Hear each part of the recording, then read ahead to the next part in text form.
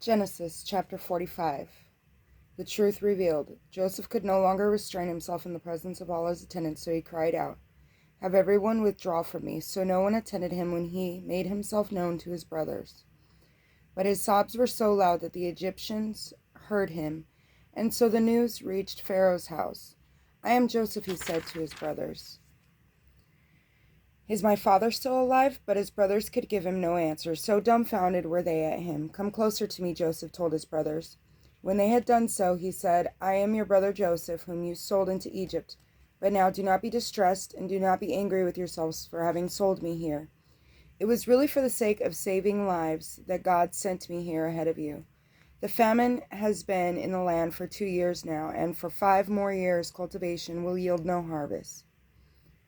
God therefore sent me on ahead of you to ensure for you a remnant on earth and save your lives in an extraordinary deliverance. So it was not really you, but God who had me come here. And he has made me a father to Pharaoh, lord of all his household and ruler over the whole land of Egypt. Hurry back then to my father and tell him, 'Thus says your son Joseph, God has made me the lord of all Egypt. Come down to me without delay. You can settle in the region of Goshen, where you will be near me, you and your children and your children's children, your flocks and herds, and everything that you own. I will provide for you there in the 5 years of famine that lie ahead, so that you and your household and all that are yours will not suffer want. Surely you can see for yourselves, and Benjamin can see for himself, that it is I who am speaking to you. Tell my father all about my high position in Egypt and all that you have seen, but hurry and bring my father down here." Then he threw his arms around his brother Benjamin and wept on his shoulder. Joseph then kissed all his brothers and wept over them, and only then were his brothers able to talk with him. The news reached Pharaoh's house, "Joseph's brothers have come." Pharaoh and his officials were pleased. So Pharaoh told Joseph, "Say to your brothers, this is what you shall do. Load up your animals and go without delay to the land of Canaan. There get your father and your households, and then come to me. I will assign you the best land in Egypt, where you will live off the fat of the land." Instruct them further, "Do this, take wagons from the land of Egypt for your children and your wives, and bring your father back here.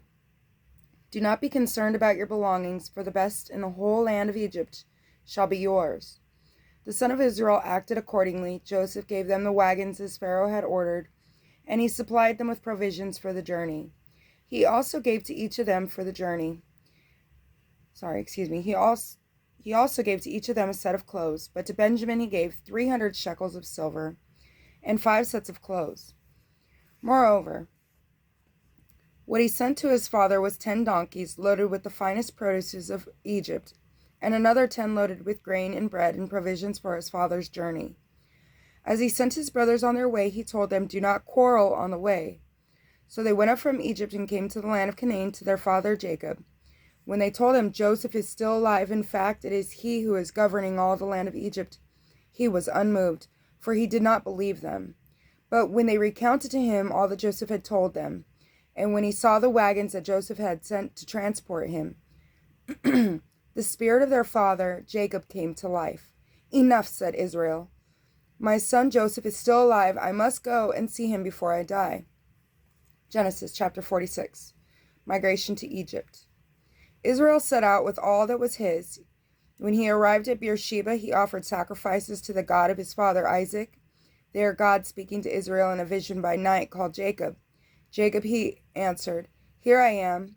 Then he said, "I am God, the God of your father. Do not be afraid to go down to Egypt, for there I will make you a great nation. I will go down to Egypt with you. I will also bring you back here after Joseph has closed your eyes." So Jacob departed from Beersheba, and the sons of Israel put their father and their wives and children on the wagons that Pharaoh had sent to transport him. They took with them their livestock and the possessions they had acquired in the land of Canaan. So Jacob and all his descendants came to Egypt, his sons and his grandsons, his daughters and his granddaughters. All his descendants he took with him to Egypt. These are the names of the Israelites, Jacob and his children who came to Egypt. Reuben, Jacob's firstborn, and the son of Reuben, Hanok, Palu, Hezron, and Carmi. The sons of Simeon, Jemuel, Jamin, Ohad, Jashan, Zohar, and Shaul, son of the Canaanite woman. The sons of Levi, Gershon, Kohath, and Merari. The sons of Judah, Onan, Shelah, Perez, and Zerah. But and Onan had died in the land of Canaan, and the sons of Perez were Hezron and Hamul. The sons of Issachar, Tola, Pua, Jashub, and Shimron. The sons of Zebulun, Shered, Elon, and Jalil. These were the sons whom Leah bore to Jacob in Padan Aram, along with his daughter Dinah. 33 persons in all, sons and daughters, the sons of Gad, Zephon, Haggai, Shunai, Ezbon, Eri, Arod, and Areli. The sons of Asher, Imnah, Ishvi, and Beriah, with their sister Sarah, and the sons of Beriah, Heber and Malchiel. These are the children of Zilpah, whom Laban had given to his daughter Leah. These she bore to Jacob, 16 persons in all. The sons of Jacob's wife, Rachel, Joseph, and Benjamin. In the land of Egypt, Joseph became the father of Manasseh and Ephraim, whom Asenath, daughter of Potiphera, priest of Heliopolis, bore to him. The sons of Benjamin, Bela, Becher, Ashbel, Gera, Naaman, Ahiram, Shufam, Hufam, and Ard. These are the sons whom Rachel bore to Jacob, 14 persons in all. The sons of Dan, Hushim. The sons of Naphtali, Jazil, Gunai, Jazer, and Shalem. These are the sons of Bilhah, whom Laban had given to his daughter Rachel. These she bore to Jacob, 7 persons in all. Jacob's people who came to Egypt, his direct descendants, not counting the wives of Jacob's sons, numbered 66 persons in all. Together with Joseph's sons, who were born to him in Egypt, 2 persons, all the people comprising the household of Jacob, who had come to Egypt, amounted to 70 persons in all. Israel had sent Judah ahead to Joseph so that he might meet him in Goshen, on his arrival in the region of Goshen. Joseph prepared his chariot and went up to meet his father Israel in Goshen.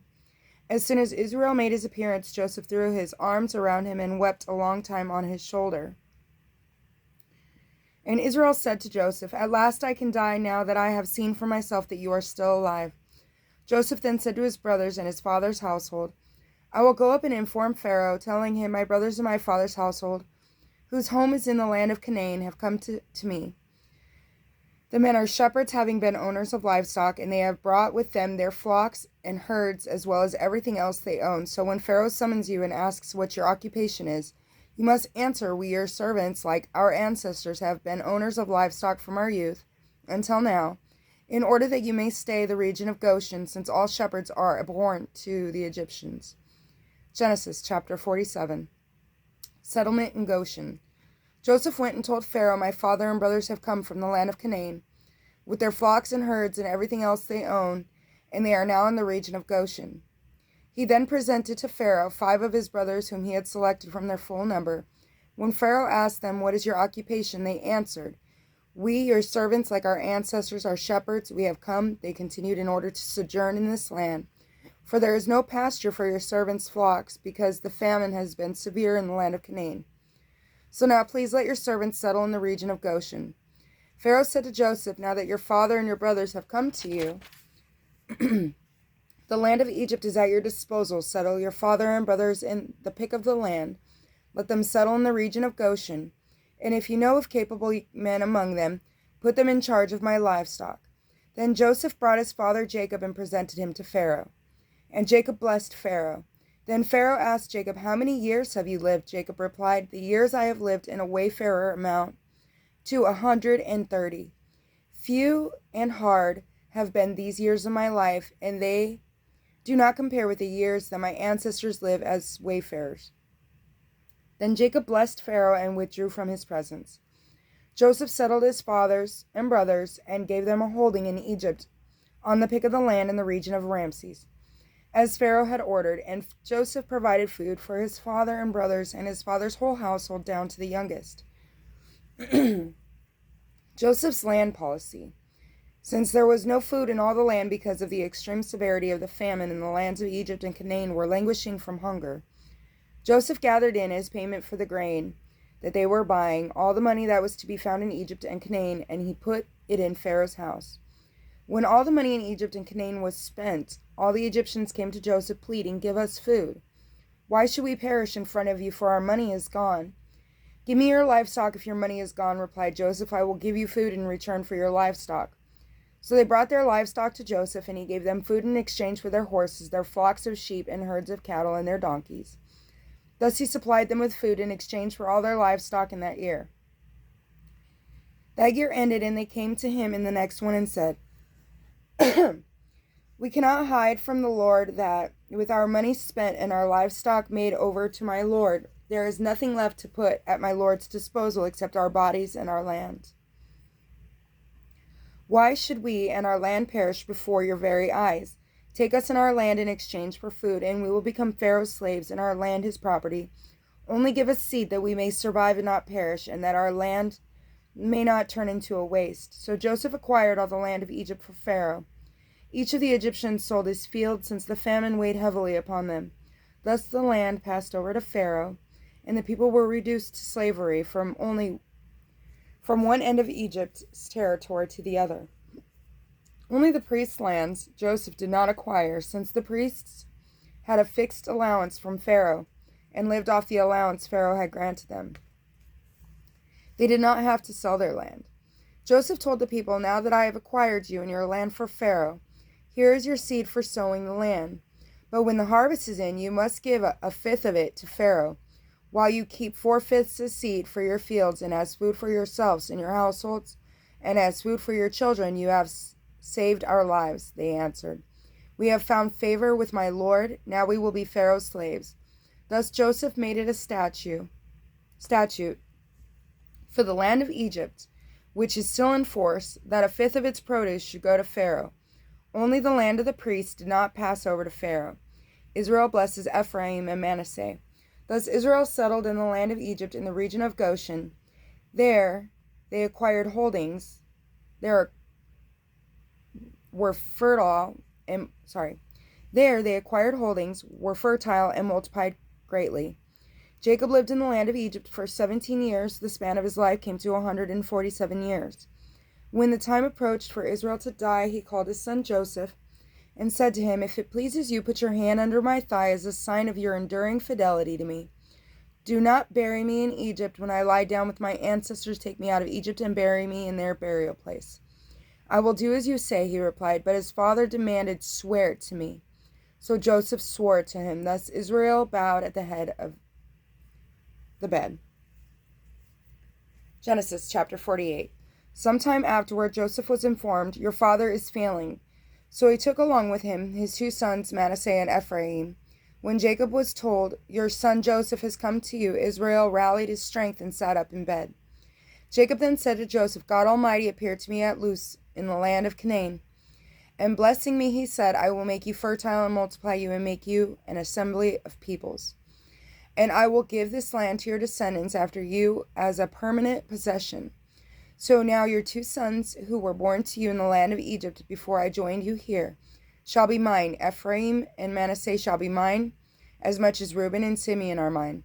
Progeny born to you after then shall remain yours, but their heritage shall be recorded in the names of their brothers.